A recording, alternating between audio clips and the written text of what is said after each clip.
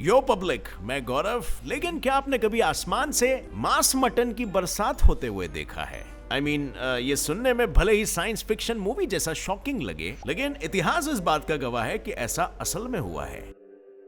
पर आखिर क्यों और कैसे? आगे पता चलेगा फ्रेंड्स, लेकिन उससे पहले क्या आपको यह भी पता है कि दुनिया में इंटरनेट पर सबसे पहली बार कौन सी चीज की लेन देन हुई थी? और अगर आपको इसका जवाब नहीं पता तो आपको शायद ये भी नहीं पता होगा कि दुनिया में एक ऐसा देश भी है जहां पर हर साल एग्जाम के वक्त पर नेशनल हॉलीडे होता है और पूरे देश का काम काज थम जाता है सिर्फ और सिर्फ एक एग्जाम के लिए। मतलब यार, ऐसा कौन सा दीवाना देश है? तो चलो फ्रेंड्स, सुलझाते हैं ये सारी पहेलियां इन अ टुडेस फैक्ट की बातें। फैक्ट नंबर 1, इंटरनेट की पहली लेन देन। अब हाँ लोग, जैसे कि मैंने तुम लोग से इंट्रो में पूछा था, पूरे इंटरनेट में सबसे पहली लेन देन किसकी हुई थी? और आप बिलीव नहीं करोगे, बट ट्रस्ट मी, सबसे पहली लेन देन हुई थी दम मारो दम वाले घास की। हाँ भाई हाँ, WEED। मतलब बात ये ना, हुआ यूं कि 1972 के दौरान अमेरिका के स्टैनफोर्ड यूनिवर्सिटी के बच्चों ने मैसाचुसेट्स इंस्टीट्यूट ऑफ टेक्नोलॉजी के स्टूडेंट्स को ARPANET यानी उस टाइम के इंटरनेट के थ्रू WEED बेची थी। लेकिन आप लोग ये सोच रहे होगे ना कि इंटरनेट पर इतना बड़ा झोल करके भी ये लोग आखिर कैसे बच निकले? ये लोगों ने ना घास की लेन देन की मीटिंग सिर्फ ऑनलाइन की थी और बाकी सब ऑफलाइन खोपचे में मिलके कोने में सुमड़ी में सुट्टा लिया था। और आप सबके मन में अब दूसरा सवाल ये आएगा कि ये सब के बारे में जानकारी कैसे मिली? तो ये सारी बात की पुष्टि न्यूयॉर्क टाइम्स के पत्रकार जॉन मार्कोफ ने उनकी किताब में की है। और उन्हें ये कैसे पता चला ये कोई नहीं जानता, लेकिन स्टैनफोर्ड और MIT के बच्चे ऐसा भी कर सकते हैं, तो मुझे आज पता चला। नंबर 2, टैलेंटेड बंधु। अब भाई लोग, इंसानों को तो कीबोर्ड बजाते हुए बहुत सुन लोया, अब चलो एक राइनो को गाना बजाते हुए सुनाता हूँ। ये है सैन डिएगो जू का 12 साल का 1 हॉर्न वाला मेल राइनो बंधु। ये इसका असली नाम है यार, जिसने पियानो बजा के अपना 12th बर्थडे सेलिब्रेट किया। वाह बंधु। इनफैक्ट बंधु के ऐसे अजीब सेलिब्रेशन के कारण जू वालों ने अपना बयान देते हुए ऐसे कहा कि राइनोस मेंटली और फिजिकली खुश रहते हैं अगर उन्हें पियानो बजाना दिया जाए तो, और उसी के साथ उन्हें ऐसे बजाने से उनके प्रीहेंसाइल लिप्स यानी कि टॉप लिप्स का यूज करने के लिए मदद मिलती है, जो वो डेली यूज नहीं कर पाते।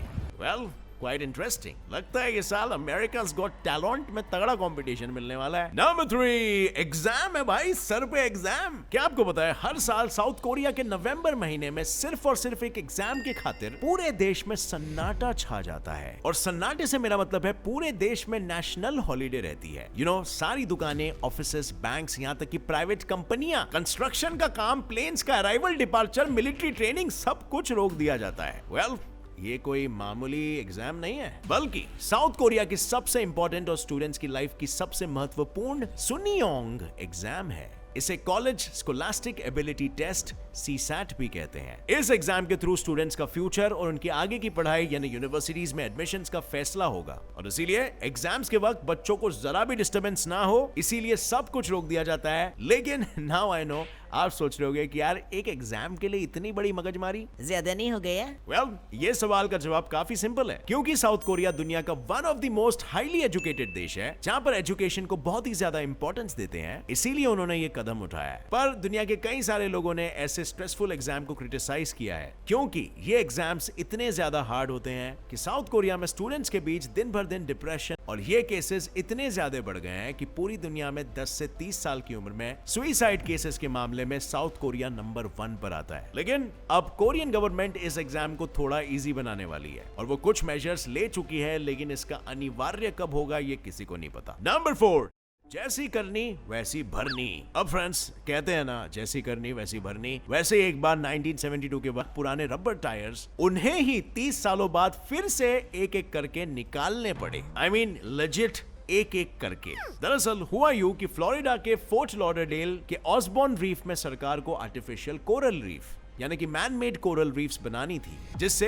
कि वो वहां के मरीन लाइफ के लिए एक आर्टिफिशियल हैबिटेट बनाकर टूरिस्ट को मरीन लाइफ देखने के लिए, स्कूबा डाइविंग और स्नॉर्केलिंग करने के लिए अट्रैक्ट कर पाए, और इससे ऑफ कोर्स लोकल्स को धंधा पानी मिलेगा और इकोनॉमी को भी काफी फायदा होगा। बट उनका ये प्लान इतना बैकफायर हुआ कि इस 31 फुटबॉल फील्ड जितने एरिया में फैले टायर्स पर सी लाइफ थोड़ी बहुत तो बनी, झूठ क्यों बोलूं, लेकिन ये टायर्स पानी के बहाव के कारण बह के आसपास की बीचेस पर बाहर आकर पानी के पेड़ पौधे और मछलियों को नुकसान पहुंचाने लगे। और अब ऐसे में वो करते क्या, और इसीलिए उन लोगों ने वहां के ही 40 कोस्ट गार्ड से 2007 में ये टायर्स एक एक करके निकलवाना शुरू कर दिया। और भाई मिलिट्री वालों के लिए ये एक एक्सरसाइज जैसी बन गई, जिसमें टायर ही इतने ज्यादा थे कि कोस्ट गार्ड 2009 तक सिर्फ और सिर्फ 73,000 टायर्स ही निकाल पाए। 2 सालों में सिर्फ 73,000 टायर्स। और इसके बाद 2015 में industrial diverse corporation IDC company ने इस प्रोजेक्ट को अपने अंडर लिया और 2019 तक 2,50,000 टायर्स निकाले। लेकिन आज भी यहाँ पर 10 लाख जितने टायर्स समुद्र में मौजूद है, जिसका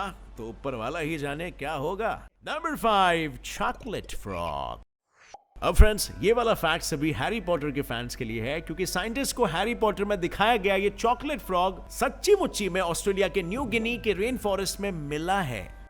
ये न्यूली डिस्कवर्ड फ्रॉग स्पीशीज को साइंटिस्ट प्यार से चॉकलेट फ्रॉग बुलाते हैं और इसका साइंटिफिक नेम पड़ा है लिटोरिया मीरा, जिसमें फ्रॉग्स की लिटोरिया स्पीशीज जैसे इसकी सिमिलर बॉडी फीचर्स होते हैं। और यहाँ पर मीरा का मतलब है लैटिन में स्ट्रेंज यानी सरप्राइज। किसी को बिलीव नहीं हुआ जब ये स्पीशीज फाइंड आउट हुआ, इसीलिए इस चॉकलेट फ्रॉग ने अपने अजीब चॉकलेट जैसे दिखने से सारे साइंटिस्टों को हैरान करके रख दिया है। इनफैक्ट साइंटिस्ट तो और भी ऐसे ही फ्रॉग की स्पीशीज को ढूंढने में लगे हैं। नंबर 6, ज़ॉम्बी वर्ड पर मेरा हक। अब फ्रेंड्स, आप ये सुनकर शायद शॉक हो जाओगे कि एक वक्त पर ना ज़ॉम्बी शब्द का प्रयोग करने पर भी आप पर कॉपीराइट आ सकता था। मेरा मतलब है कॉपीराइट का केस ठोका जा सकता था। ज्यादा दिमाग मत दौड़ाओ, ये सच है। मार्वल ने उनके 1973 में लॉन्च हुई comic tales of the zombie के लिए ये शब्द ट्रेडमार्क किया था, क्योंकि उनकी ये कॉमिक इतनी ज्यादा सक्सेसफुल थी कि उन्होंने सोचा कि कोई अपन को कॉपी करे उसके पहले अपन ही ये वर्ड पर अपना सही सिक्का जमा ले। और तभी ज़ॉम्बी वर्ड उतना पॉप कल्चर में यूज नहीं होता था और इसीलिए कभी ऐसा केस नहीं बना था जहां पर किसी के वर्ड को यूज करने पर बवाल मच गया हो। लेकिन 1996 में किसी ने ज़ॉम्बी वर्ड काफी पब्लिक और जनरल है ये कह के कैंसिल करने की रिक्वेस्ट फाइल की।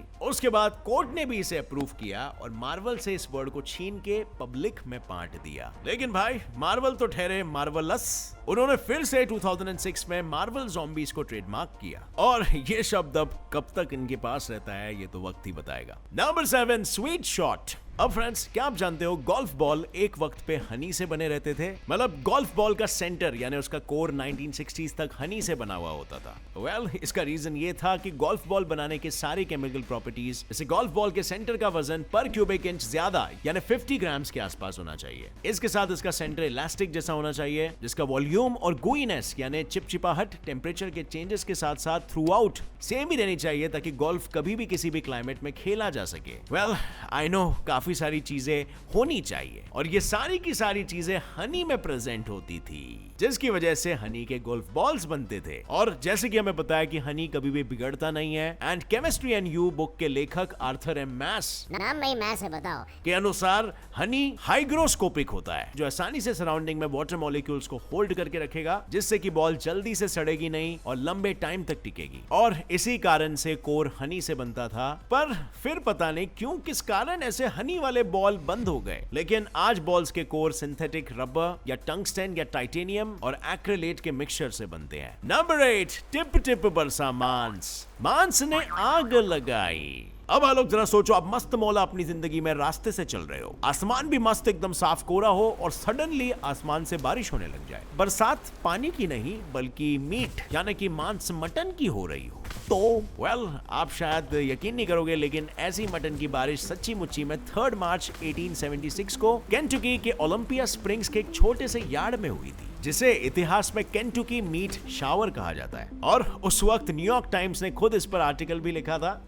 हर एक इंसान चौंक उठा था कि कैसे आसमान से मटन की बारिश हो रही है। भाई बड़े से बड़े साइंटिस्ट इस विषय में अपने दिमाग खुजाने लगे थे कि आखिर कैसे इतना सारा मटन और किस जानवर का मटन आसमान से गिर रहा था।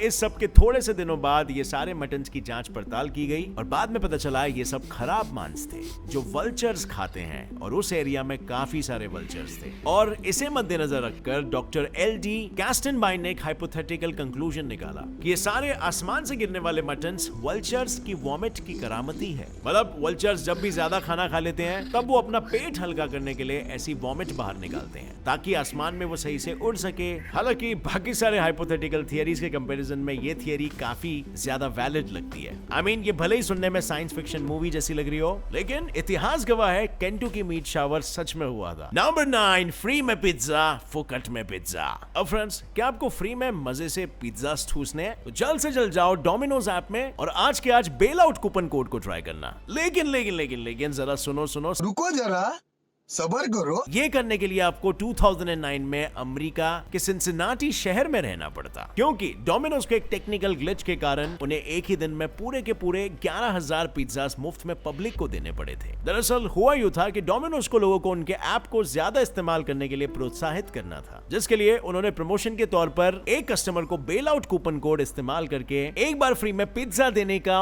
ऑनलाइन कैंपेन लॉन्च करने का सोचा। लेकिन किसी महापुरुष ने दिमाग की बत्ती जला के इंटरनेट के कहीं कोने कोपचे में से ये कूपन कोड का जुगाड़ ढूंढ निकाला और रातों रात इंटरनेट पर वायरल कर दिया। और देखते ही देखते डोमिनोज के ऐप पर लोगों की भीड़ लग गई। लेकिन जब तक डोमिनोज वाले इस कूपन कोड को एक्सेप्ट करना बंद करते, उसके पहले इतने ज्यादा पिज्जाज ऑर्डर हो गए थे कि डोमिनोज को पिज्जाज फ्री में देने ही पड़े। मतलब यार, सलाम है इंटरनेट को, काश अपने यहाँ पर भी ऐसा कुछ हुआ हो। नंबर 10, नायगारा वाया स्वर्ग या नर्क। अब फ्रेंड्स, जैसे कि मैंने इंट्रो में बताया था कि नायगेरा फॉल्स में अगर आप गिरोगे तो क्या होगा।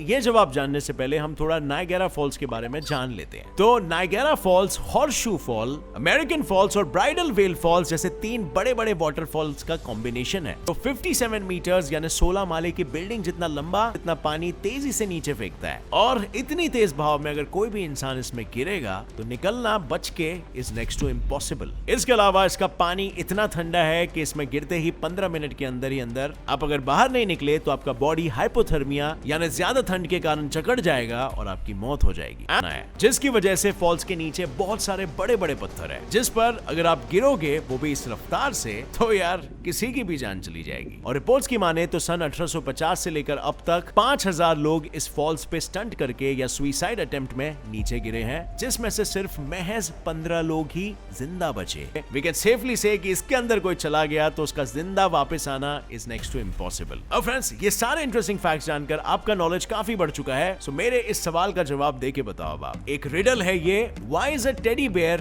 Never hungry? I repeat, why is a teddy bear never hungry? इसका जवाब अगर आपको पता है तो नीचे कमेंट सेक्शन में ठोकना, और आपको पता है आपको मिलेगा मेरे तरफ से एक हार्ट, और फ्रेंड्स तो एक लाइक जरूर ठोकना। हमारे channel gets it live fact को अभी सब्सक्राइब कर लो और नोटिफिकेशन बेल ऑन कर लो, ऑल नोटिफिकेशंस का ऑप्शन सिलेक्ट करके, ताकि आगे आने वाली कोई भी वीडियो की अपडेट आप कभी भी मिस ना कर सको। As always, stay curious, keep learning and keep growing.